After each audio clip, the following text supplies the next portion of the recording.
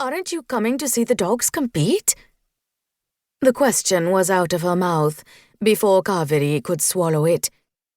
When she saw Bhargavi's smile turn into a frown, she cursed her inability to stop interrogating people when she felt things didn't make sense. Of course not. You know how I hate dogs. Nasty, smelly creatures. I will see you at the tent. Bhargavi responded in a curt voice. Why does she want to meet me after the show, then? Kaveri shook her head and ran down the stairs, thankful to be away from her mother-in-law's disapproving presence. She pushed all thoughts of Bhargavi and her dislike for unruly creatures, dogs and her daughter-in-law included, out of her mind as she approached her beloved Ford. Their gardener had polished the car with a piece of soft leather just that morning, and she couldn't help but admire how it shone in the light. Kaveri's mood lifted as she got into the car, thinking of the stunned look on the traffic inspector's face when she had gone in to take her test a few months back. Ramu had told her with glee that she had been a major topic of conversation in the traffic room. Only the second Indian woman in Bangalore to possess a driver's license. Kaveri drove slowly along the roads, enjoying the feeling of the breeze on her hair as people on the streets gaped at the young woman in the driver's seat. It was nearly noon when she arrived at the residency grounds, and the animal show was in full swing when she turned into the private enclosure. She handed her premium ticket to the gatekeeper before driving beneath the arch and parking.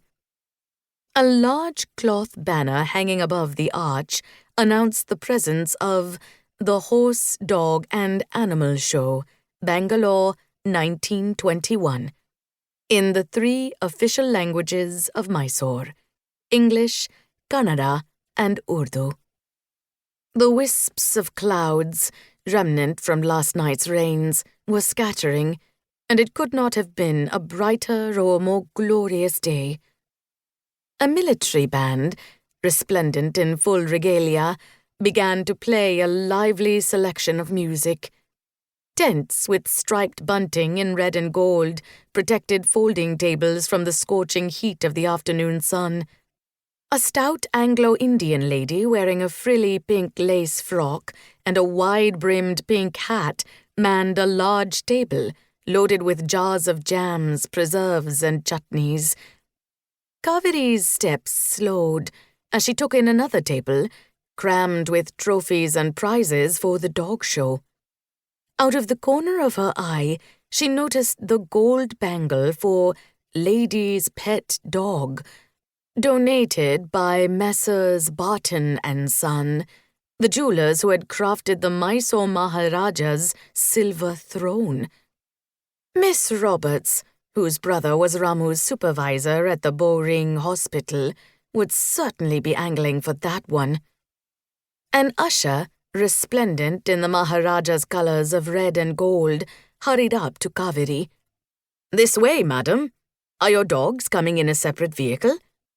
"No, I've come to watch the prize-giving ceremonies," she said with a smile for the fresh-faced young man who looked so eager to be of help. The usher changed direction, escorting her to a large spectator tent. Kaveri looked around as she stepped inside, trying to spot her friend, Mrs. Reddy. There must have been scores of people in there, dressed in their best French chiffon saris and frocks. The air was thick with perfume, and Kaveri didn't recognize a single face in the crowd. She lifted up a loose flap of the tent to squint past the haze of sun and dust from the arriving cars, and saw a number of well-dressed men and women accompanied by dogs of all shapes and sizes, from small brown terriers and snow-white Pomeranians to massive Afghan hounds. Excited yips and barks filled the air outside. She peered out at the crowd, shaking her head. How on earth would she find Mrs. Reddy, much less talk to her in this chaos? "Pardon me,"